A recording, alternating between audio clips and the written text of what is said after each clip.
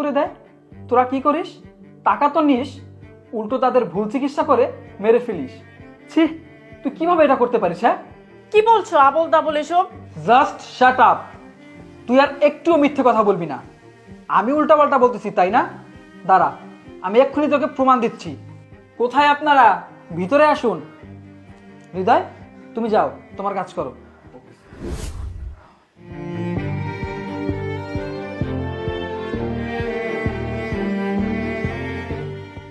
কি ভালো করে দেখ, চিনতে পারছিস ওদের?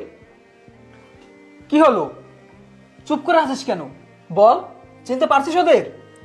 আরে আমি ওদেরকে চিনবো কিভাবে? আমি ওদেরকে চিনি না। কি, তুই ওনাদেরকে চিনিস না? আপনি বলবেন নাকি আমিই বলবো? স্যার, কিছুদিন আগে আমি আমার ছেলেরে নিয়ে ম্যাডামকে হসপিটালেই ছিলাম, আর ম্যাডামই তো আমার ছেলের চিকিৎসা করছে।